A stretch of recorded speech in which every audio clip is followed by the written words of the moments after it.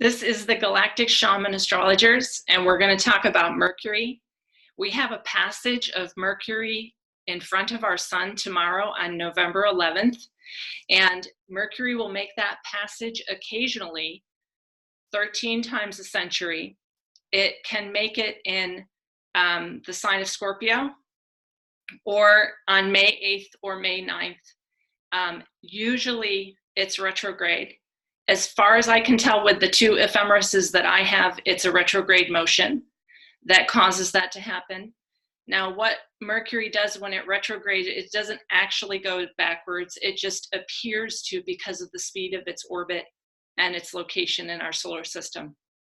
But what I want to talk about today is I want to talk about Mercury's capabilities. And you can read my blog at galacticshamanastrologers.net because Mercury stationed retrograde conjunct my Neptune in the second house of money. And so for me, what this Mercury whole thing is transiting my second house, it's all about me like getting over the illusions of money. So go ahead and read that, galacticshamanastrologers.net. The other thing at Lalita Astrology that I posted today is that it has much to do with our dexterity and our nervous system. So where we left off as a discussion last time was I didn't prepare the group about what transhumanism is, but I feel that this Mercury passage has much to do with our autonomy of the ability to contain and control and be sovereign in our own nervous system, and also continue to be dexterous and have a lot of creativity, and Mercury's ability to be a fine painter or a musician. All of those things fall under the category of Mercury. Now, Mercury in Scorpio is the revealer. So what's happening with this particular Mercury? And, you know, a lot of people think 1111 numerologically means, you know, it's a gate. Well, it's a gate because Mercury does this passage. It doesn't really mean anything because it's 1111, because in another time it'll be on 1112. But it makes this passage through Scorpio where it really opens up to other information, stuff that is unknown, making known things that have been hidden from us in our own psyche and in the collective. So depending on where this Mercury retrograde is falling for you and where it began its retrograde at 27 Scorpio is going to be like the content, the location, the house, the stuff that is being revealed in your life. So what I would like to not go on too long, but let the group talk about the place that Mercury is going through this passage in front of the sun in your chart at 20 degrees Scorpio. And then what we'll do is get into a little bit of how Mercury affects everyone's chart, including some examples of musicians and painters. So does anybody want to talk about how this is affecting them so far, given that Mercury's in Scorpio and what house that's in? I could chime in. Go ahead, go. You know, one of the interesting things is that, you know, being a painter, you know, I was a painter for 17 years as an illustrator doing movie posters and made a great living. But slowly, it shifted to computers. And now painting, if Rembrandt existed and he just like, boop, he popped up today, he'd be working at Starbucks. Because what's going on is that there's a machine involved with painting. So people are making paintings with, and it's fine, but the handcraft of art, and this goes down all the way down the line. There's no more, you would walk into a lawyer's office in the 50s and a guy would be hand painting the lettering of the man's name on the door in gold leaf. Pinstriping is gone on cars. You know, the machine is involved in art. There is no handcrafted art. So there's no room for me. So I became really skilled at Rembrandt's techniques. But one, people don't want it. Two, I wouldn't be able to be remunerated for the massive work that I would be doing. And three, they want the content to kind of, it has to almost look like it's a machine or look graphic or watered down. So there's nowhere to go. I mean, there's a lot of artists like me that are, the man who taught me is probably one of the greatest figurative painters we had in the last 50 years. And he's really reduced to teaching workshops to people that are, they just like hobbyists that want to learn how to paint, which is fine. But there's no room, there's no art. Classical art is the last, it's like the redheaded stepchild of all the classical arts. So, but it's all involved in the machine. If you go to classical theater, there's no machine involved. It's still actors on stage. Classical dance, it's still the dancer. With painting, the machine is involved, and there's just no room for it. Oh, let me get this. Ooh. Gianni, I'll jump in there. So what we were discussing real quick before the session is that we have a fine painter here. So Gianni has opened the conversation with that. You can see one of his paintings just there when Britt speaks and when he was speaking behind him. So the Virgo or the Gemini ascendant is ruled by Mercury. And Mercury for Gianni is in the 5th house in Capricorn. So he's able to create from the 5th house, but also Capricorn is the structures of, or the geometries of, or the laying out of the skeletal systems and the sequences of something so that it is putting form into some kind of dexterous form is coming out of his body in the 5th house. Capricorn makes him very precise and able to have patience and perseverance about it. What do you want to say now, Gianni?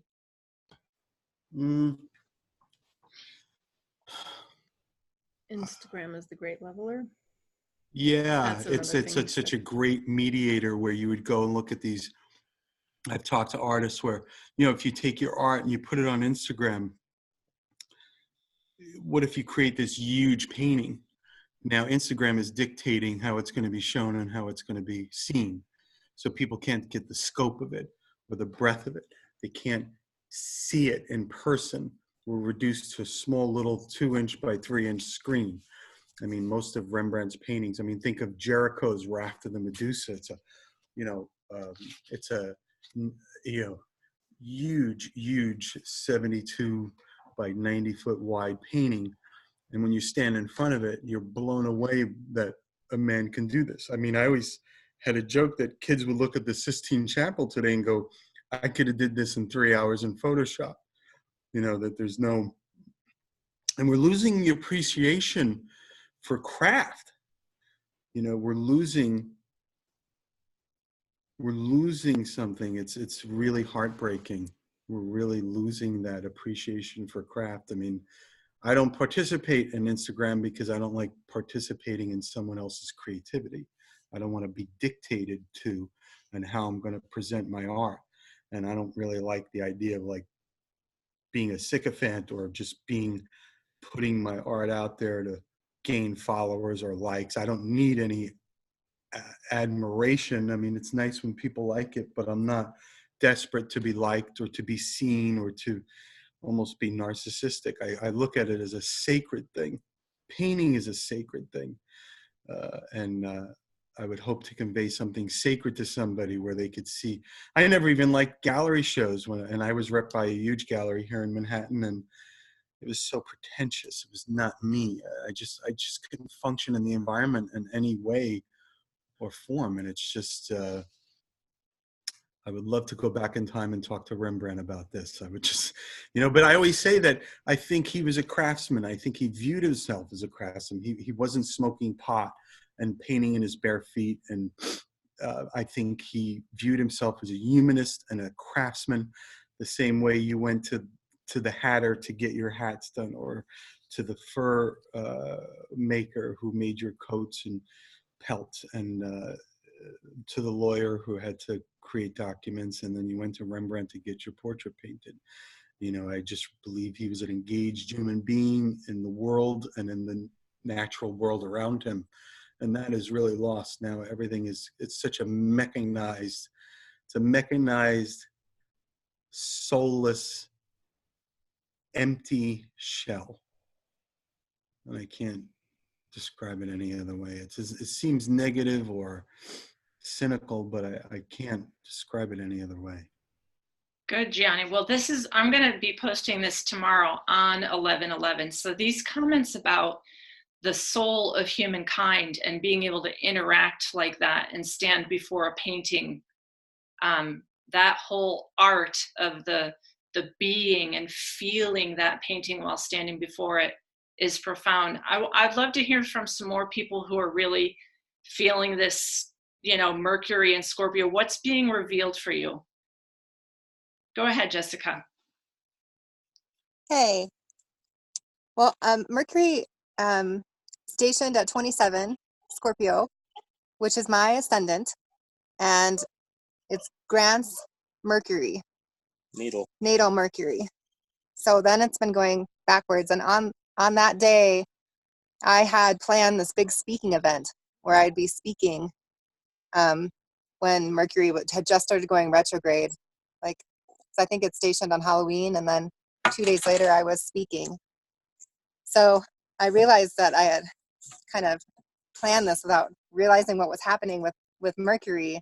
But it was a wonderful time for me to step out and take the studies I've been doing and weave a lot of things together and do some deep sharing that had come out of a lot of time spent alone and writing, and bring some coherency and inspiration to a group of women.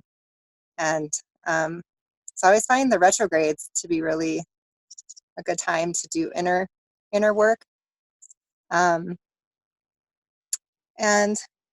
do you want to talk about how it's been for us? Grant and I have been in a lot of conversation about our relationship and our roles, and just a lot of communication issues with the Mercury retrograde. Would you say? What?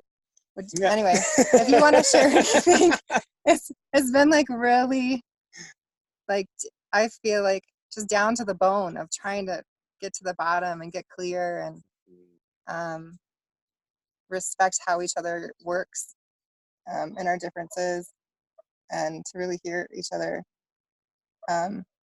It's been a crucible in the relationship, I would say. Mm-hmm. Well, and I think to talk about my Mercury return sort of has me over communicating, or almost communicating ahead of what is concrete or what is nailed down. So I'll communicate plans that actually couldn't happen at all. Right. I'll be so proactive in communicating that there will be some detail that's missed, and it turns out no, that wasn't actually true. And so it's almost like getting ahead of over your skis, like feeling that push to communicate, but so much that it becomes confusing. Or you could speak about how it feels, I guess, more than me. I also think an aspect of that has been trouble hearing in a way, either physically or trouble just receiving.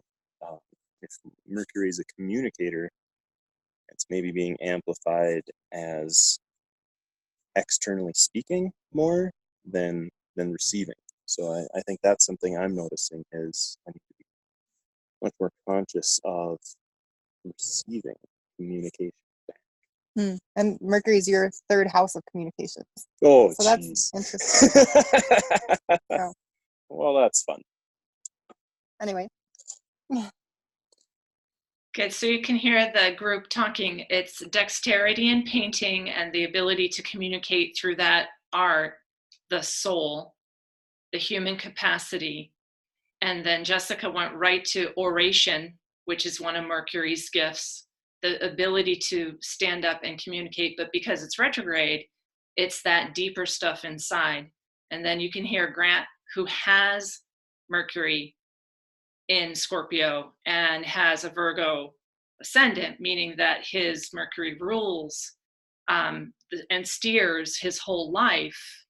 He's also expressing that he maybe is overdoing it a little bit and wants to listen a little bit more. So that's very interesting too. Who else wants to jump in here with what's going on with this Mercury?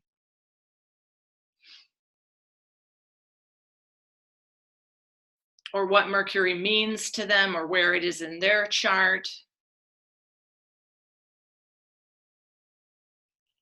I'll talk about it in my chart a little bit. Natally, Mercury is in Sagittarius, and my natal Mercury is in the 7th house because I'm a Gemini ascendant, so it's my ruling planet. It's it is retrograde, but it's stationing to go to direct. It goes direct in like 2 days after my birth, so it is heading to rise. Although it's in Sagittarius where it is more challenge. And so Mercury transiting Mercury retrograde in Scorpio is 1 house below Sagittarius in my chart. So it's the 6th house, which is the house of healing, illness, servitude, service to others, pets, day-to-day like living type of things. So it is really been about like,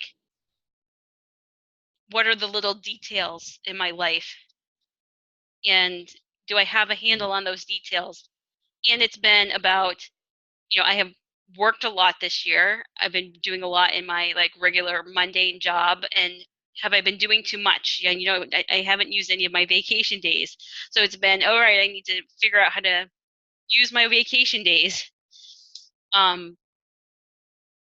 Mercury went retrograde on the 31st at the 27 degree of Scorpio, which is my natal Athena.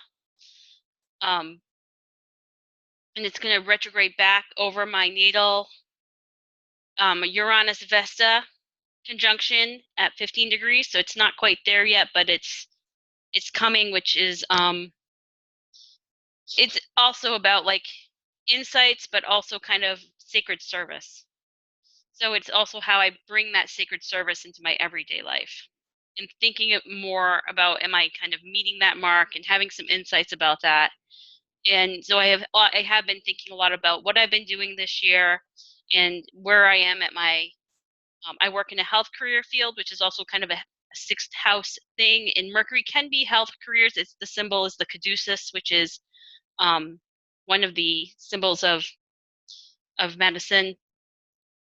So it's been thinking about issues around medicine in my workplace, and what am I agreeing with and what I'm not agreeing with, and how those details are lining up, and kind of how I want to retrack that in my life.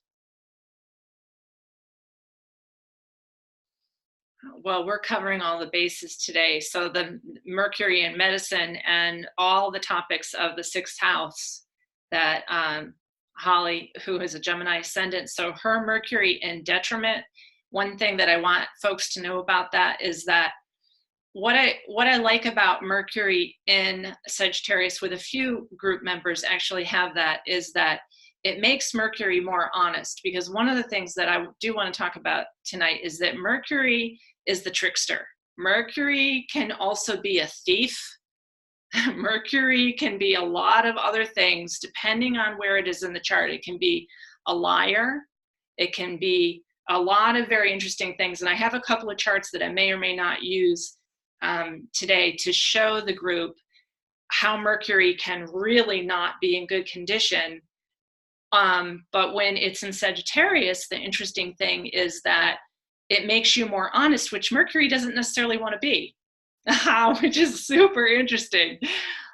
Whereas a fall is in Pisces. I don't know if anyone in the group has that, but for my clients who have Mercury in Pisces, it tends to be like the ability to read linear sequences. The letters all look jumbled or they move around.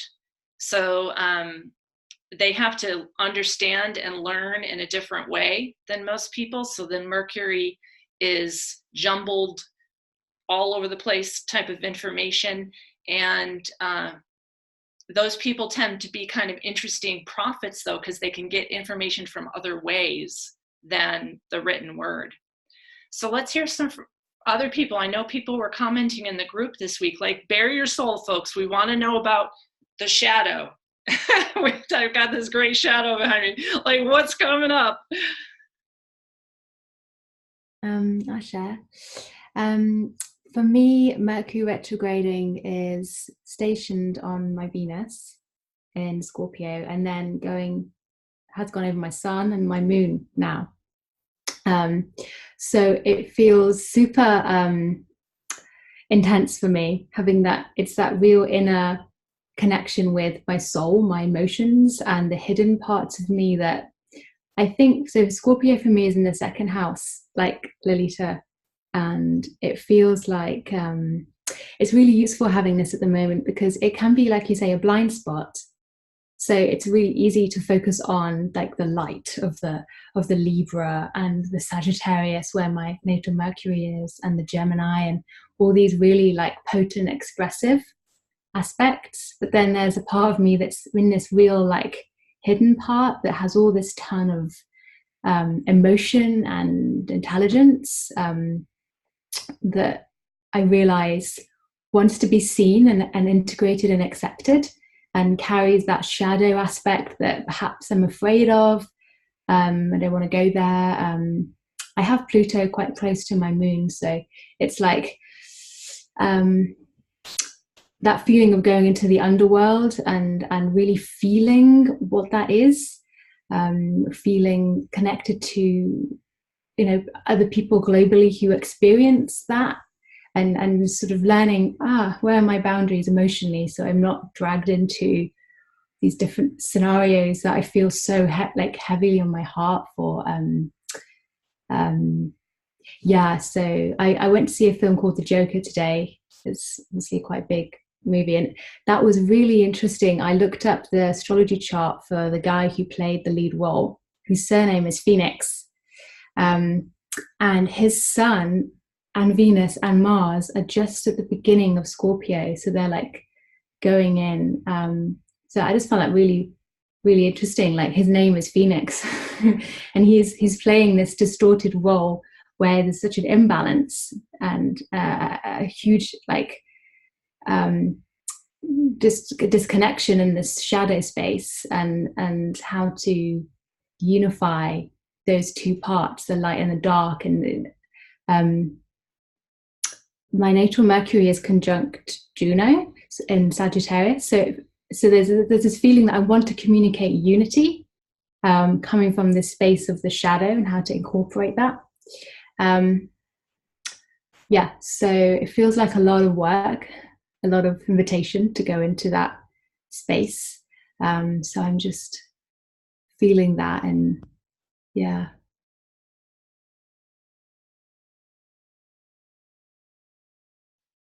You notice when Emmeline speaks, she uses the word feeling that.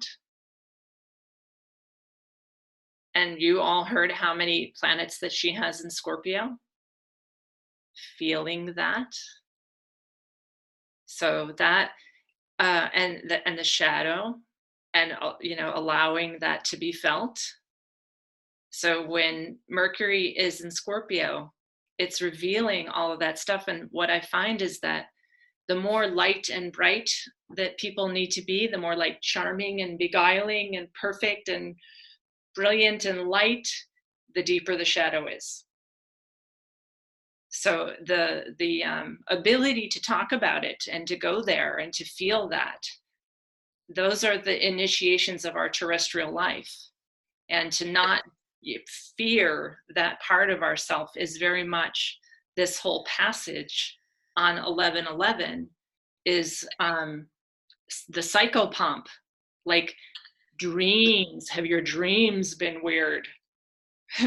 Have your daydreams been weird? Have your musings been strange? Like that psychopomp, like what else is down in there, those murky places? I had some very weird dreams. Britt, how's it going for you? I was going to say another word we could add to it is perhaps comprehension, because that just kind of lit up for me. that there's been a lot of comprehending going on for me. Mercury is transiting my house of higher learning, the 9th house. So this week I've been drawing a lot of charts, and you know, I've been studying astrology for years, but like for some reason the comprehension using the whole signs and the sacred geometry and the physical drawing of it is a completely different experience. And I was kind of out of following astrology for a lot of years until this year too. So it's interesting to revisit it and reawaken it and kind of relearn it in a different way. So, and it's Mercury went retrograde conjunct my Black Moon Lilith. That's all I've got going in Scorpio. But my natal Mercury is conjunct Pluto in Libra, which might be a little flaky times, but I was determined to face your questions head on and with courage this week. No evading. So that's what's going on for me.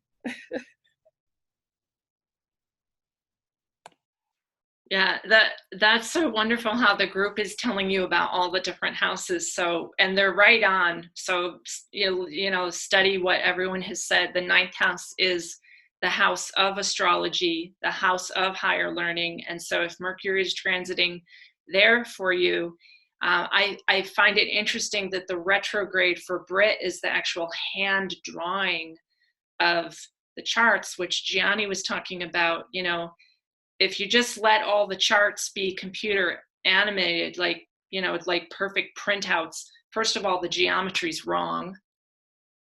They're often not in whole signs. And you don't feel the chart. You don't feel the planets and the location. Like whenever I do a chart reading, it's going to be hand drawn. They're all going to be hand drawn. Sometimes I'll throw one up in the group that I just like needed to get a digital image so everyone knows what the transits are right now. But the hand drawing, the dexterity, the feeling of the planets when you draw them out in the chart is absolutely essential to the casting, right, of the magic of the chart. So astrologers are known to be the original alchemists because all week, boy, the readings, the sessions I've had, I wish every single one of them was recorded, because when Mercury's retrograde, the depth that people are willing to go to with me and the stuff that's coming through is incredible. So when Brett said comprehension, like, you know, a lot of people get confused about Mercury retrogrades and they blame everything on Mercury retrograde and say, oh, I wasn't able to do that, I wasn't able to do that. And I'm like, I was able to do everything. Like we got so down deep in that part of everything that needed to be explored, that Mercury retrograde is awesome. And it's a huge misconception that it doesn't allow you to comprehend or communicate. What it does is it allows you to get into those deeper levels that otherwise we would not be able to reveal the unknown. Who else wants to talk? Go ahead.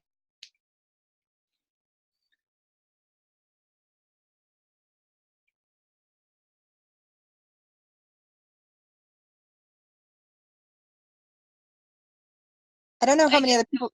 Oh, go ahead. Oh, so I just know from my workplace, just listening to what other people are talking about, that there's one person who is dealing with trying to buy a home, and all of a sudden her closing date to finalize the contracts got set back at least a week because they needed to go and do a more thorough home inspection. And I just thought that was just interesting that I overheard, where it has to kind of do with like the digging into the details and right into like the foundation of this new home. And I don't know this person's chart, but this just really felt like a very Mercury retrograde type of thing of all of a sudden something where they thought they were moving in next week was like put the brakes on and like let's look at the details more closely.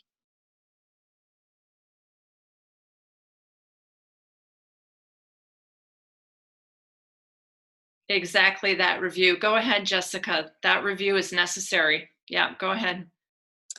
So I've been also hand drawing charts up here in the mountains, and what I realized was that on the opposite side of the chart is Vesta in Taurus at 20 degrees, and so I've been really feeling into feeling the full light of awareness between Vesta as like, and I guess I see that as like sacred priestess energy. Of tending the Vestal fires, or what is important and sacred fires that need to be tended and protected at all costs, that need to always stay burning. Maybe that soul essence that we were talking about at the beginning of the call that needs to be protected and not mechanized. And then asteroid Lilith, which we have been learning, and you've talked about her, that asteroid being about the rage of the feminine at the life tree being cut down. Yesterday was exactly conjunct Mercury and was exactly conjunct my natal Lilith. So how angry was I yesterday? That was a tough day yesterday. It was. That was a tough day. I had so much anger, and I and I did the chart in the morning, and I went, all right, good to know. And then I kind of put it out of my mind, and then it kind of snuck up on me.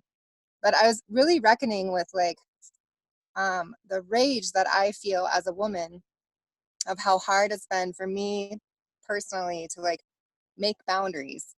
And if I make them in a polite way, sometimes they're not really respected. And for me personally, I feel like I have to turn into Medusa for people to recognize, like, you've really crossed the boundary. There's really a boundary here. And I don't want to turn into the monster to make boundaries. I would like to be understood and have those sacred boundaries respected. And yet in my life, I feel like I'm constantly going into that rage. But it feels like yesterday it was just such stuckness. It was such a knot of old samsara, like old patterns. You know, when Grant and I were talking about it, it's like we're talking generations back of family patterns. Like, oh crap, how are we going to do this? It's too like That's this ancestral. is generations of struggle. And my Mercury is in my 8th house of Gemini at 3 degrees.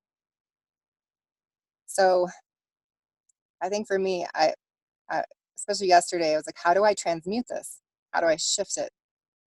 And seeing the feminine as, how do we honor like Lilith, the wild feminine rage that's about justice, with that feminine energy that's the serene, calm, sacred priestess guardian. And I think I struggle with being both of those things. Like, I want to just be the serene priestess that's calm, and yet sometimes I'm Lilith. So yeah.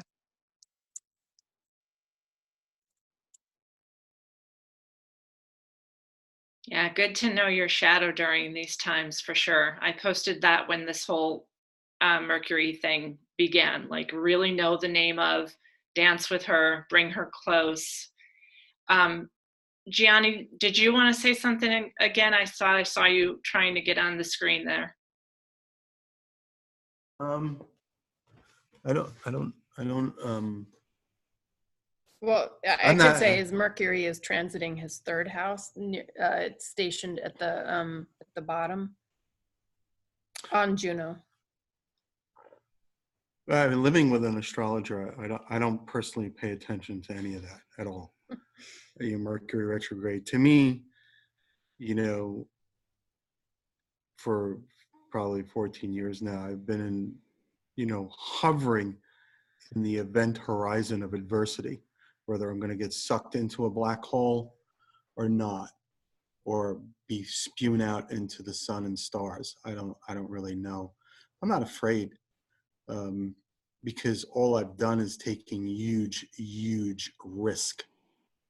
And to me, that's what life is really about. It's about risk. And I don't get involved with what the stars are doing because I know I'm a part of them, because I'm made up of them. And they're going to do what they do. So I don't really think of it in terms of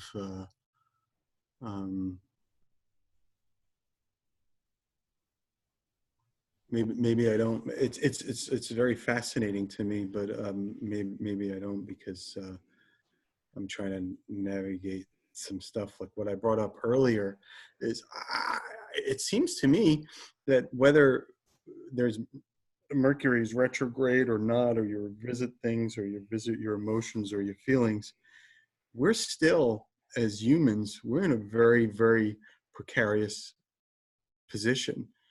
We're at the precipice, to me, to seem that we're going to move into what's called the Aquarian age. I'm an Aquarian age, and I haven't felt any age of it at all. I can tell you that.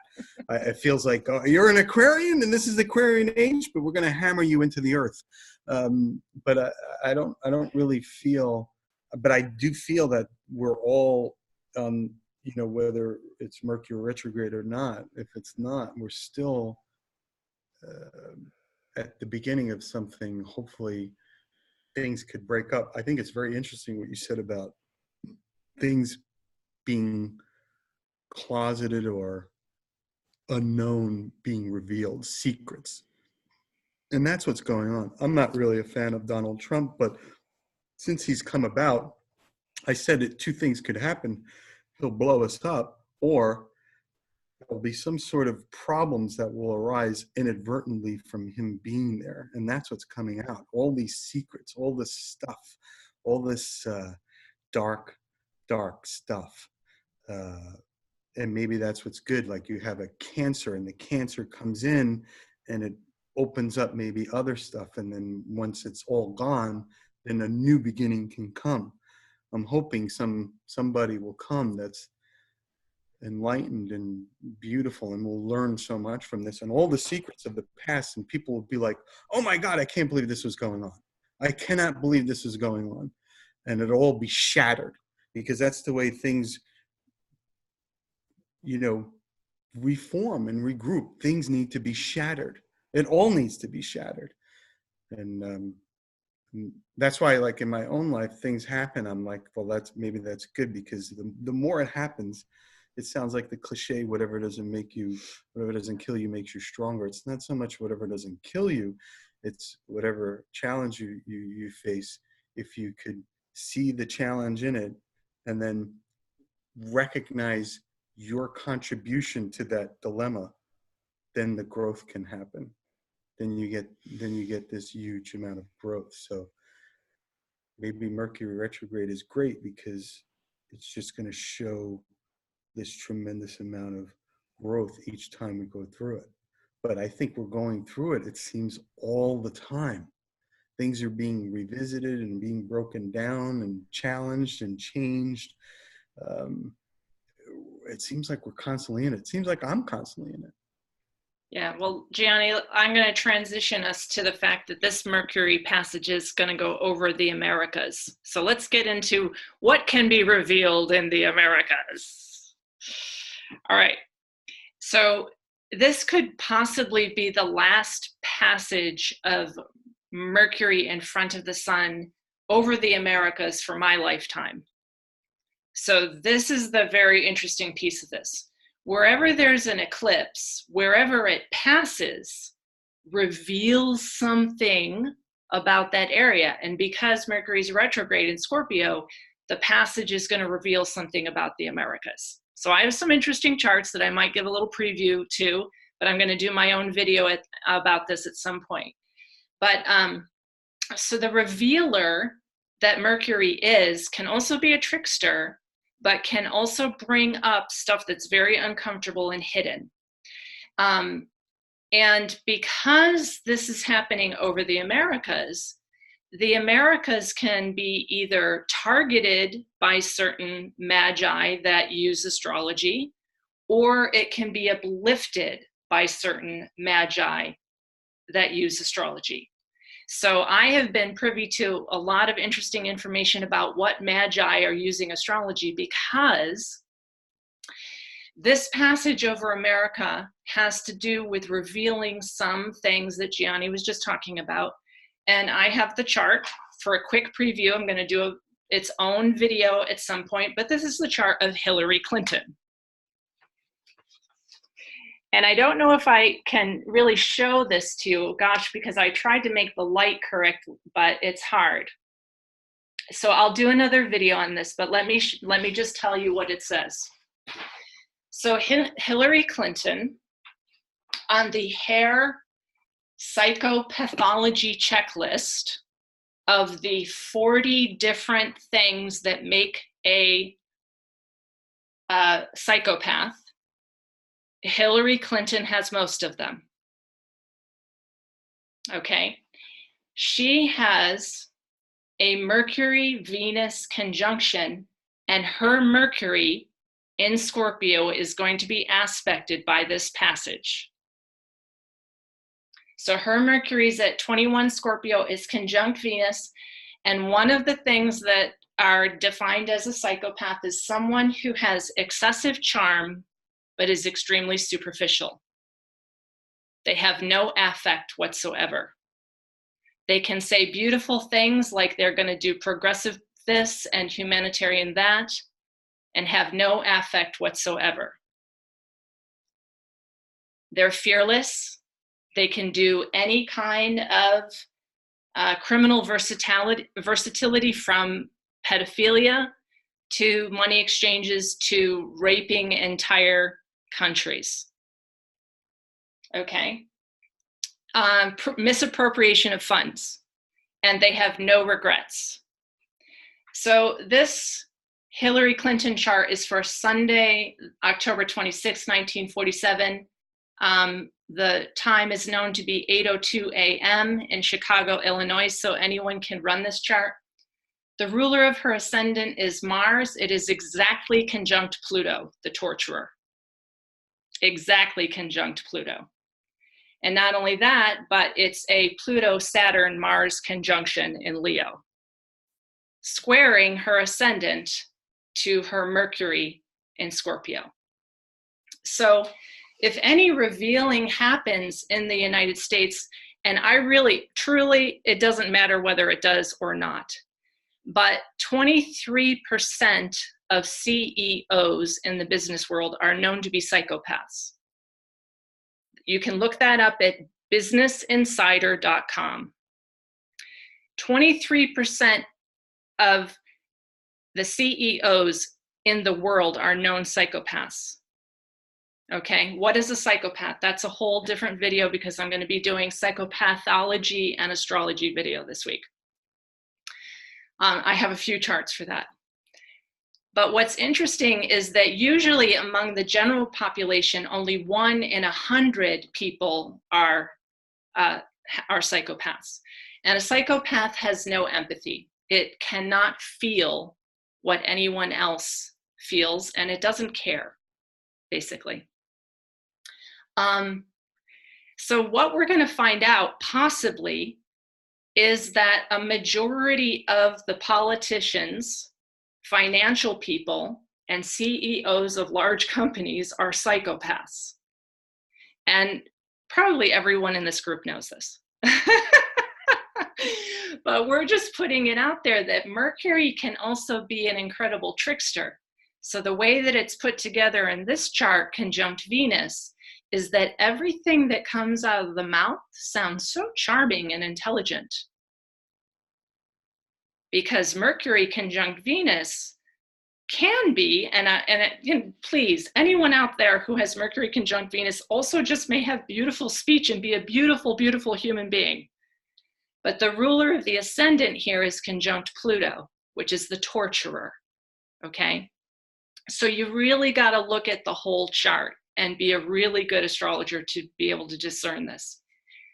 So that's part of what could be coming out during this time, but that's not really where my heart is with this Mercury passage. My heart is not like trying to figure out who was a pedophile and who stole all the money and who corrupted, the entire nation of whatever. And those are truly psychopaths, okay? what I'm very interested in is having a sovereign human population without elite control of psychopaths. Okay, so that a lot of the cult leaders that I have also studied have no affect. They can just say something absolutely bright and brilliant and looks like they are all the light of the world, and they're the most charming person on earth, and they're a psychopath. Okay, so there's also been a study of that. In astrology, what I'm more concerned about is that during this type of passage, that some of us who know how important this is, hold that life tree that Jessica was talking about, hold that divine blueprint, hold that integrity of the soul, that we do not become mechanized technocracy under one world government that is psychopathic. And we slightly talked about that last time with Agenda 2030. But this is not to be like fearful of those situations or waiting for the arrests to happen. What's more important is for each of us to just hold the integrity of the human soul and see that beautiful capability of an orator, of a musician, of a painter, of someone who has skills in medicine, of someone who is an incredible chocolatier, or even someone who has computer skills. To hold that sovereignty of human divine blueprint without psychopaths ruling the world and making decisions to computer chip us all.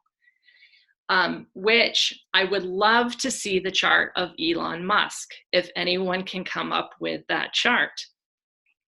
Okay, if it's even true. But I don't mean to be stepping on anyone's politics, but if you think about that, 1 in 23, no, would it be 23 out of 100 persons who are in finance are actually psychopaths? That means that all those major corporations are run by psychopaths.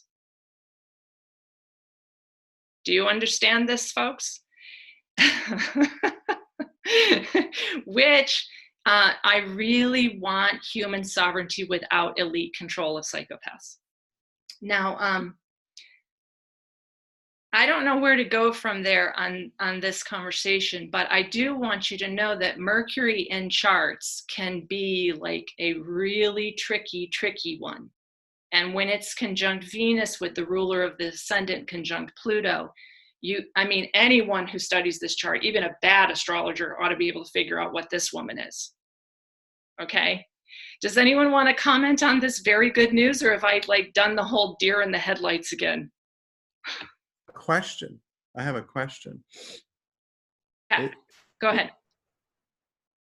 I agree with you, and I've been reading everything about that you've been talking about, and I have some inside information that actually the Clinton Foundation is going to come into light on all their corruption, whatever. But like you said, that's a great point. It doesn't matter. But how do we stop the train from? It's got this momentum of psychopaths running the whole machine, and you see it all over the place. You see it in corporations. You see it in their behavior. It's so apparent. But how is that machine and that train going to stop its momentum from building? I mean, it seems like it's going to take so long to whittle out all the psychopaths and have the light creep in. How is that? It's going to take years, maybe not even my lifetime. Well, that is a whole other video that we're going to start to get into when Saturn and Pluto are coming closer together. I just have a quick question. Go so ahead. You're looking at the ruler of Mercury in her chart is conjunct. No, her ascendant is Scorpio, so the ruler is Mars conjunct Pluto. But for her Mercury, which is conjunct Venus. Yes. Oh, so you're not paying attention to like my Mercury is in Libra, so would you say that the ruler is Venus? I mean, ruling influencing Mercury because it's in Libra? I think yes, but I would have to actually look at the chart. So what I'm saying about this chart, which I will make a whole separate video so I'm not confusing you all. Her ascendant is Scorpio, so its ruler is Mars. So Mars is the steersman of the chart. So then you look and see what Mars is doing. Mars is conjunct her Pluto, not separated at all, both at exactly 14, also conjunct Saturn. Okay? But her Mercury, the reason I was talking about her Mercury is that, one, it's conjunct Venus, so she can sound really beautiful, everything that comes out of her mouth. Okay? But what's also interesting about her chart in particular is the passage of this Mercury before in front of the sun is going to hit her natal Mercury exactly tomorrow. So there's also the possibility that that kind of revealing of these psychopaths could land on the Clinton group, which has been long evading. And we don't need to go into that whole big story, but that is part of what I see when I'm looking at a chart. Like, I don't necessarily think Grant is going to be indicted. Okay.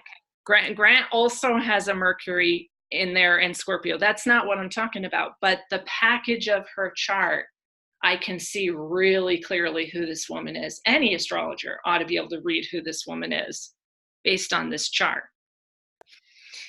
Okay, so that's part of the revelation. Gianni's asking, how do we ever get out of this system? Systems crash. Rome fell.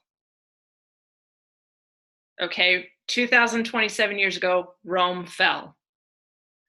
Every age has a major fracturing and a crash. What I'm holding out for right now in this period of transition, which I call a completion of time, which we've talked about a little bit in different groups, is that where we go from this point is not into a technocracy, but I would like us to see go back to organic, sovereign humankind that has capability to touch the earth and be in a relationship with the earth without elite control continuing to hijack the life tree. And I do think there's going to be a massive crash. And I do think there's going to be a massive revealing. But I don't want it to be like what my blog said at Galactic Shaman Astrologers, just a bait and switch. This group now has elite control rather than that group. So the technocracy out of Asia taking elite control rather than the technocracy in America. So I don't want another elite controller group taking over. I want all of us to really be like how precious human experience is and how we all really need to be sovereign without, hey, these one world governments who are trying to organize us all and cut down the life tree right now. Now I'm getting way into my own personal thing here, so I want to hear anybody else's. Go ahead, Holly, go. Well, actually, this is a lot of what I've been thinking about with my Mercury in the 6th house. Is one of the things that's happening at my work is I work for a nonprofit, private nonprofit family practice, which is part of a larger nonprofit hospital system. But it's a very lovely place to work, very caring people, but it cannot financially support itself at the moment. So one of these bigger privatized hospital, bigger fish companies is coming in to buy this nonprofit and restructure everything. It's been something that's been in process, but what are a lot of the discussions that people are having around me is how this big company is going to make the medicine that we practice even more production focused, take a lot of the feeling out of it, make people have very quick efficiency minded appointments. And I was really sitting in the office because I had to work yesterday and thinking about this because people were talking about it. It's like this ongoing discussion at my workplace of, what this is all going to mean. And I'm thinking about this and having these very same thoughts about, you know, that this is one of these moves of a kind of a psychopathic type of corporate structure coming in and taking the humanity out of a caring, nurturing situation. Because in the end, the dollars aren't matching up. And we have to kind of shift away at some point to, do the dollars really matter? You know, it can be very hard when you are seeing some very critically ill people, and I live in a kind of economically depressed community already. So we do have to, even at the government level, you know, we need to have a government, you know, that's sensitive to that and not its own agenda of waging warfare and siphoning tax dollars off of people to build walls and, you know, armament, and put it back into organic infrastructure and create food systems that can feed people. Because I think everyone on this group will agree that our food supply is tenuous. We have big supermarkets, but how do we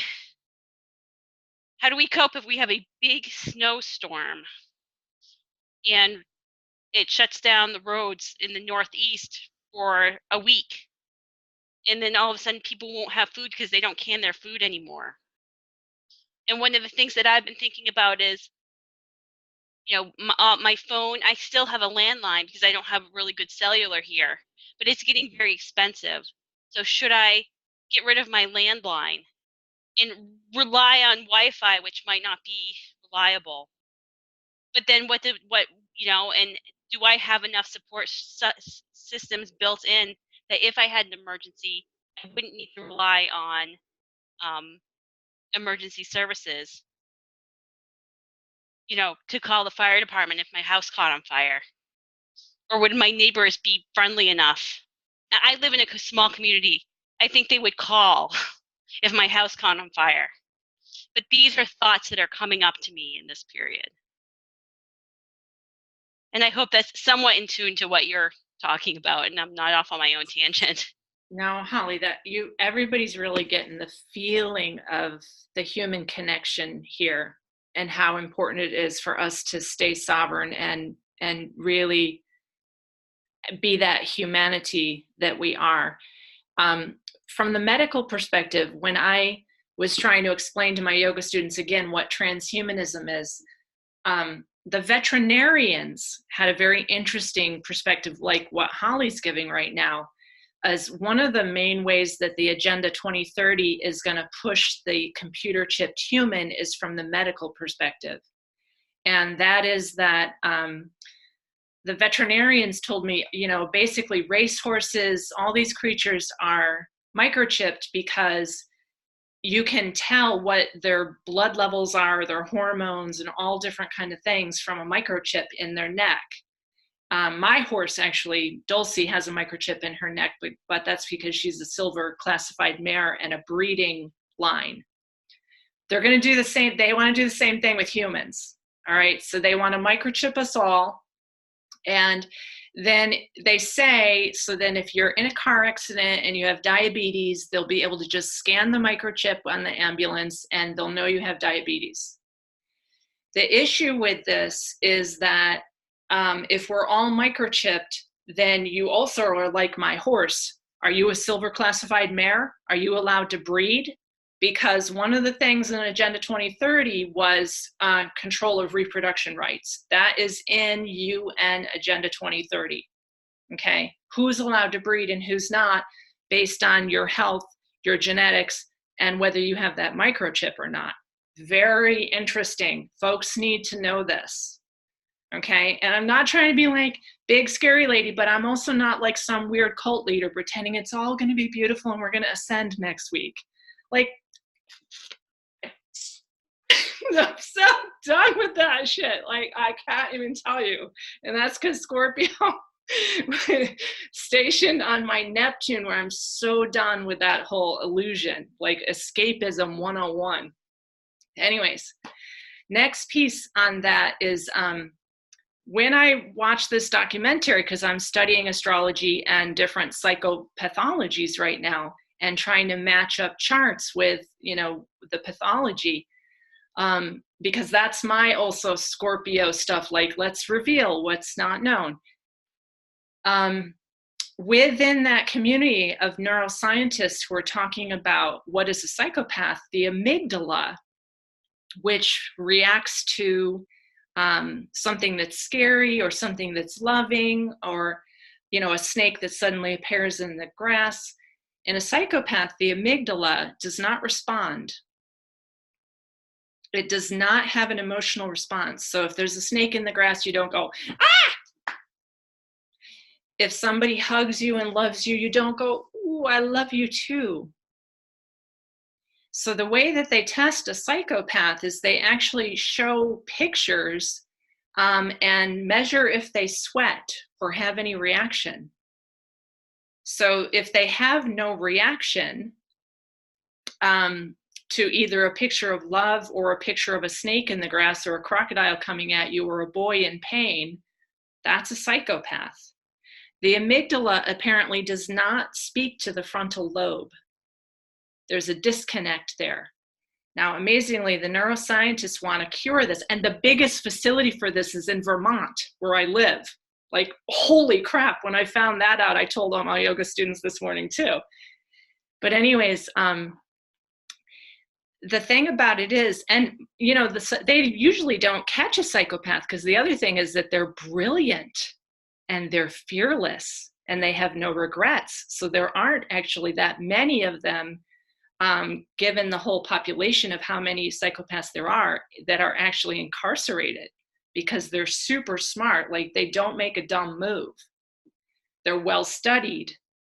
They can pretty much convince any therapist that they are totally reformed when you talk to them. It's very scary stuff. But anyways, the neuroscientists want to put the chips in the brain in the psychopathic community. And this one neuroscientist that I was listening to said, then we will have complete control over their behavior and we can rewire their brain. So if humanity does go this route to be chipped, and we're told, oh, it's so that we can find out if you have diabetes when you get in a car accident or not, because this big corporation is now running Holly's medical facility, have no doubt that they can rewire us completely. And that is cutting down the life tree, which is why on the Mercury station, I, as a shaman astrologer, did the life tree invocation. That's where I use astrology, because I'm one of those kind of shaman astrologers. That's my craft. Does everybody need to do that on the planet? No, of course. I'm not good at things. There's a ton of things I'm not good at, but can I do shaman astrology? Yeah, that's my thing. And I know that the psychopaths are also employing the astrologers. So that's the other piece of it. So I am really aware all the time of the other piece that is a bait and switch out there, where we might be being incredibly fooled by the dark magicians calling themselves the light. That's where it is for me. Let's hear what else people want to say. Go ahead, Jessica. Hey, I just wanted to share something similar to what Holly said. When I lived in Chicago, I was on the bishop's staff, and I was a part of the interview committee of people going through for the ordination process. And so I that was an interesting work and discerning calls for people. And I remember there was a shift in the diocese, and we started to hear things like, the people that we want to be priests coming up in the next years, we want them to be CEOs of companies. And I saw the church moving away from being pastoral and having those empathetic feeling pastoral gifts to, we want someone who knows how to run a CEO business to come in and be a pastor. We want people who have their own money that we don't have to pay. And the ways of the old parish minister are gone, where there's someone from the community that people know and support. And instead we're going to pull in these CEOs who know how to run people. And I got very, I just lost interest at that point. I was like, I don't believe in that, and I can't support that going forward. So I felt like I was witnessing in another way that kind of take over our mechanization of an art, or of something that had a more human based in caring, into valuing that CEO structure order. Everybody, let's make the church earn more money. So I just wanted to share that story.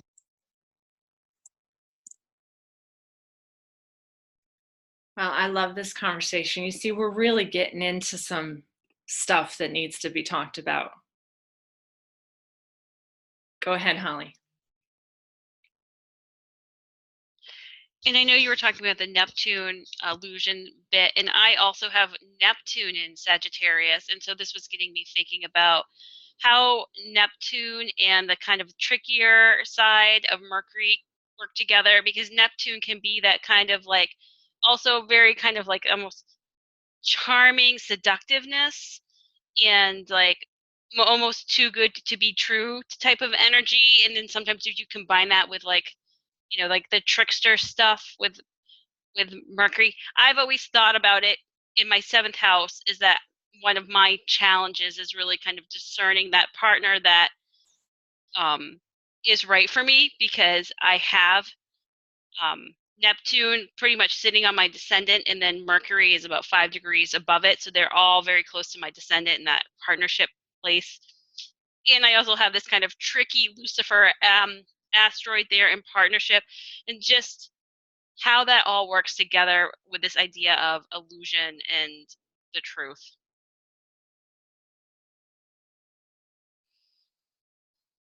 Yeah, what Holly's talking about is something I wrote on Lolita Astrology today, is that this passage is trining Neptune in Pisces. So those type of illusions can be put over on the public.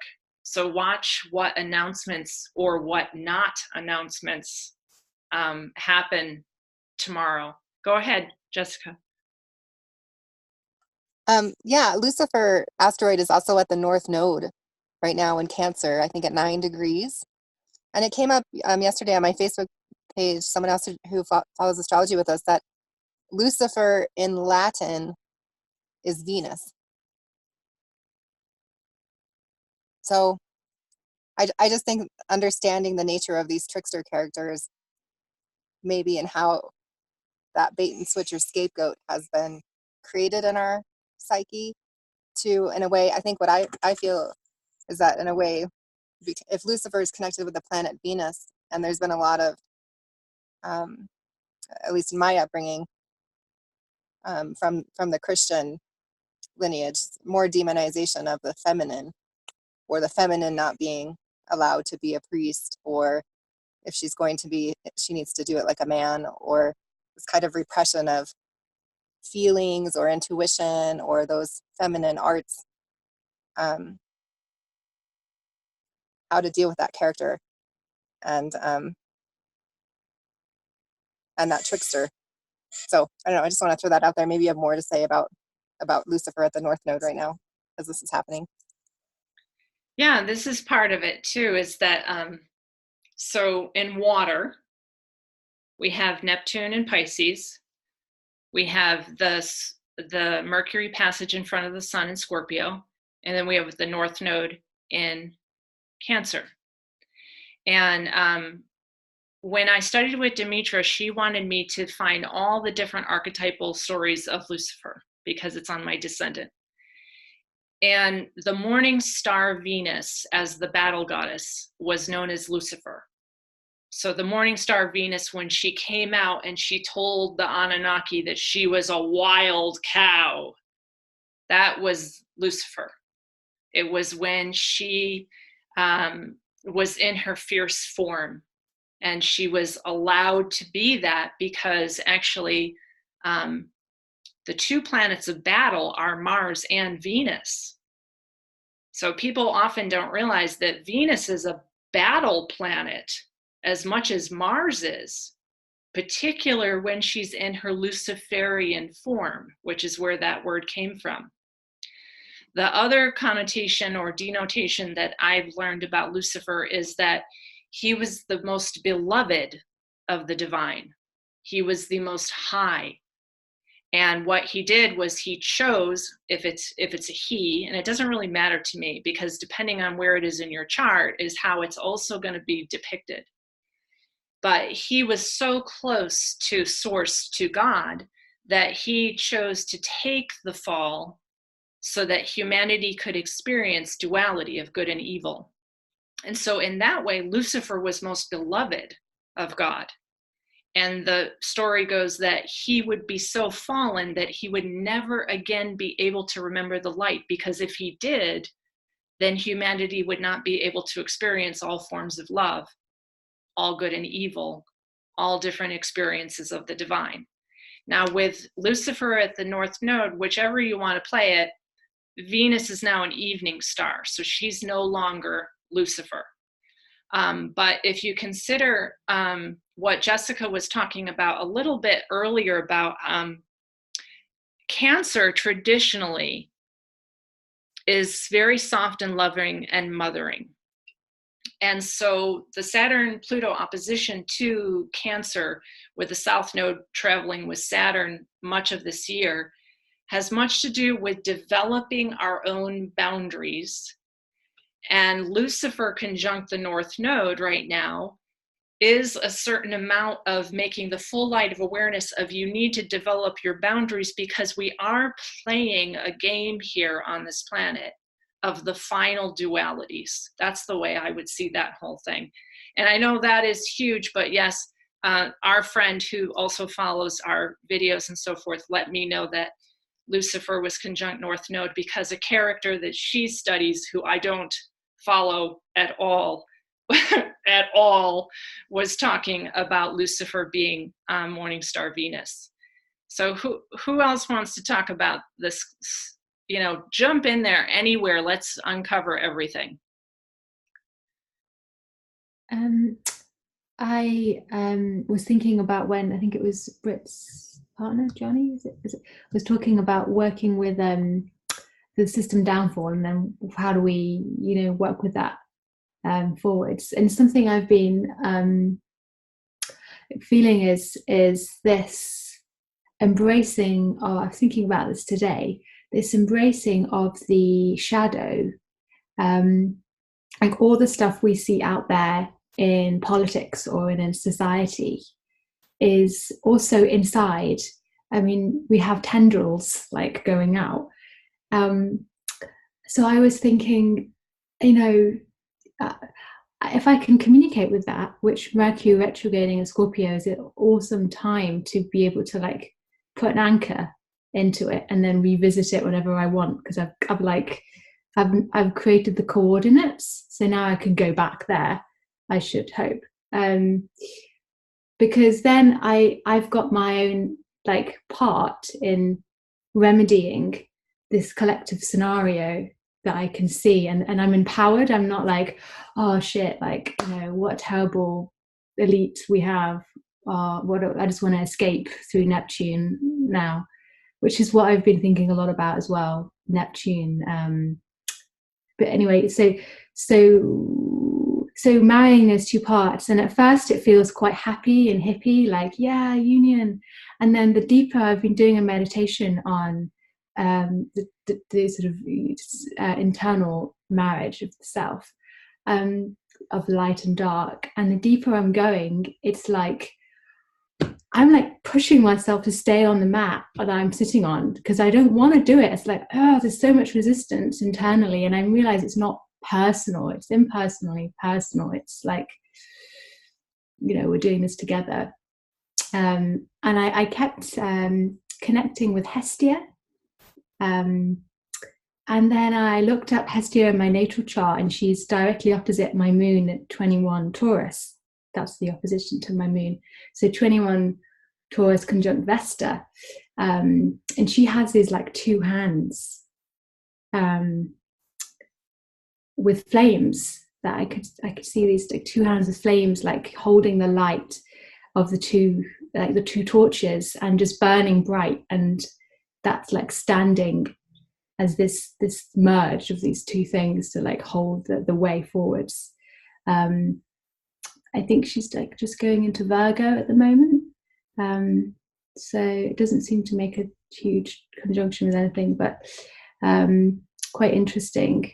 And then with Neptune, I was feeling like something you were saying actually in your astrology video on your course, Lolita, about Neptune that I was watching recently, is how we can really use escapist things like foods or medicinals and stuff like that, and how much of a hype there is around health foods now. So you mentioned CBD in your video, and then I was just thinking about, because I'm quite connected in with that, thinking about how much there is of this on Instagram, the blog posting of this food, that food, and how we go to them for like a daily need, when actually a lot of these things, they're medicinal herbs, so we would use them at certain times, but not so that we can just survive. And it seems like the obsession with the health thing, whilst it can be useful, it can take away from the fact that we also need to focus on a ton of other internal stuff,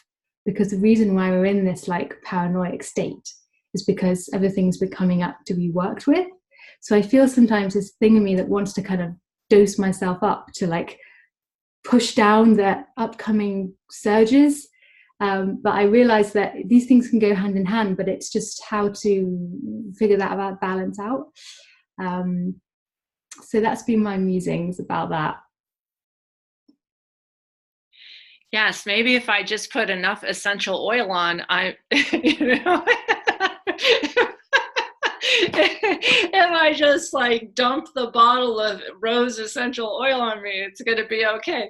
Yeah, no, I mean, we're in the thick of it, aren't we? We're really in the thick of it. Like, and it's that holding the flame for it all as it disintegrates and as we choose a path for humanity.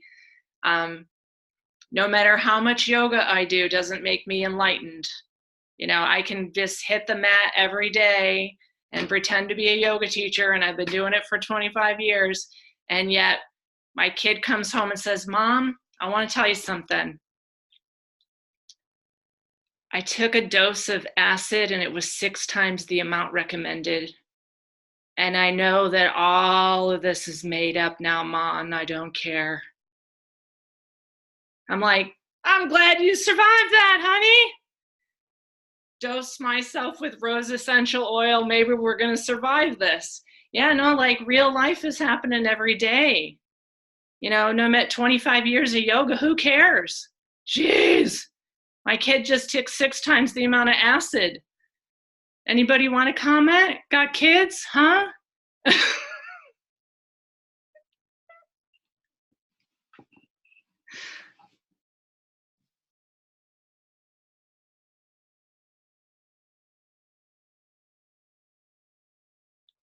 I know I've taken over 6 times the recommended amount before and I survived. So it's all about having a good guide, and they got one with you.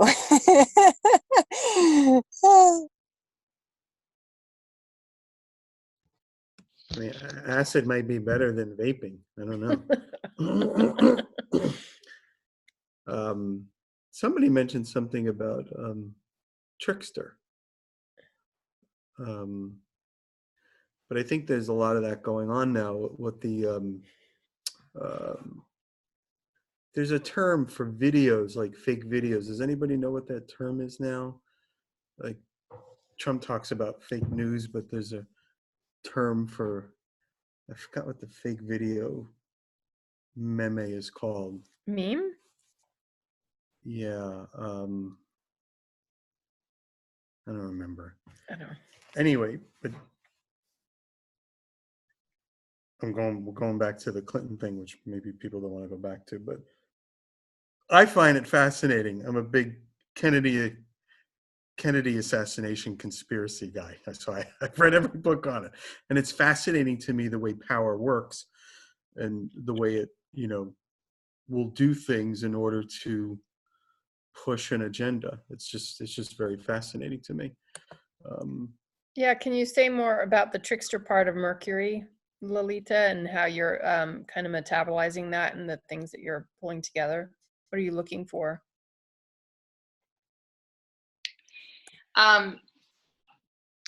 Mercury can be a thief. So I said this very briefly. Mercury doesn't care if it's good or bad. It's not malevolent or benevolent. It's not masculine or feminine. So depending on where it is in the chart, Demetra taught me that Mercury can also be like fingers that will steal. Very dexterous fingers that will grab stuff and steal and not be able to not steal. So this is the other part of Mercury.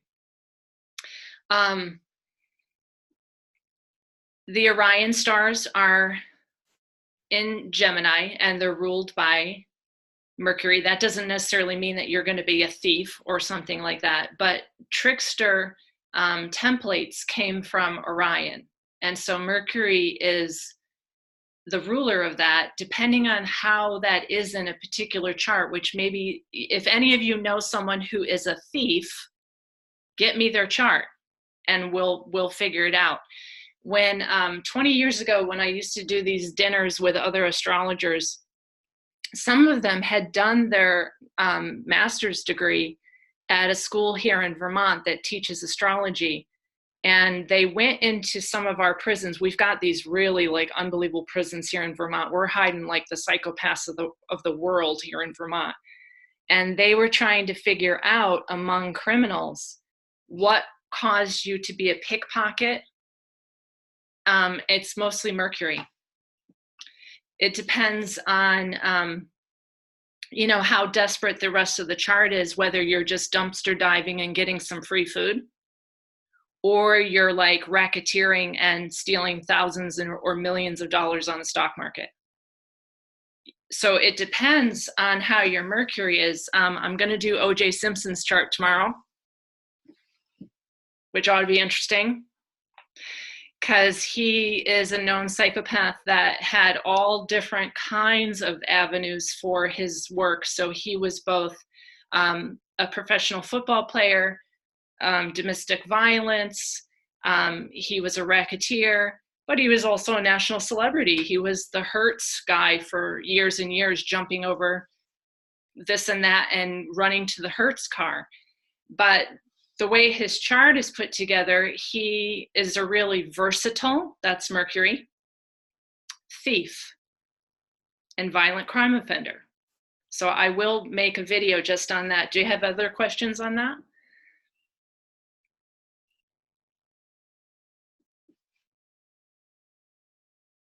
Lolita, because like that's the shadow side of Mercury. Is that because Mercury's in retrograde where we consider his shadow aspects? And is it stationing on Monday, or is it stationing again on November 20th?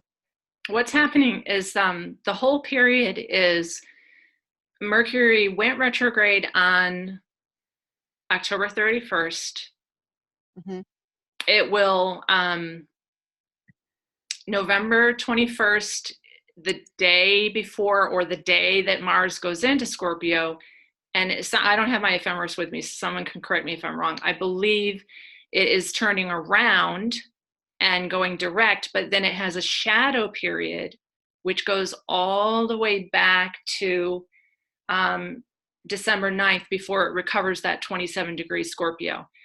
So for me, what I do during these periods as a shaman astrologer is I will go into the topics that the planets need me to.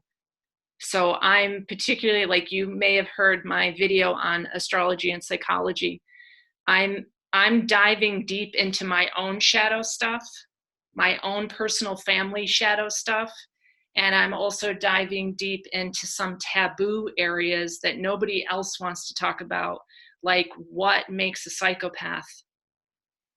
Where is it in the chart? Can you see it? And that's just because Mercury is allowing me, like I use the planets, I bring it down at that time. Mercury's allowing me to access a lot of stuff that I wasn't aware of before. It's coming through like crazy right now. And because it started on my Neptune. So like Neptune can be a cosmic antenna depending on where it is. Mine is in Scorpio, so it's a cosmic antenna for those hidden things that nobody else wants to talk about. Who else? Holly, did you want to say something? Yeah, I think kind of in that same vein, being like a Mercury, being my chart ruler, is that I think that's that whole spectrum of, Mercury can see both sides of the coin, so to speak, or the full spectrum, and it will play because it's also a playful energy.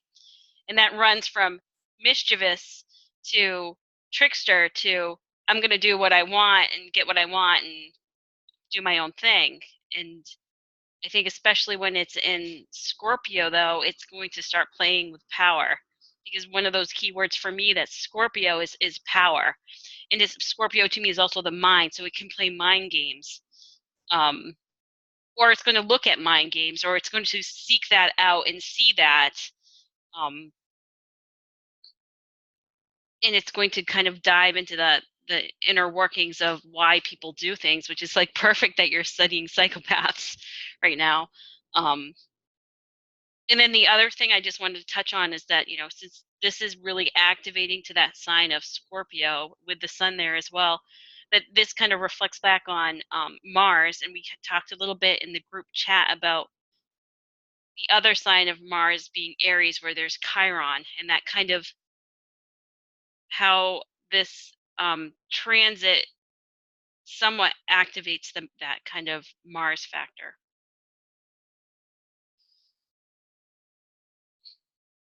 Yeah, I'm hoping that we're going to go into Mars for the next session, because then when Mars comes in Scorpio, and I'm going to just kind of conclude now because it's 4:31, when Mars now starts to recover that area that Mercury was retrograde, Mars has a passion and a push to it for what was revealed.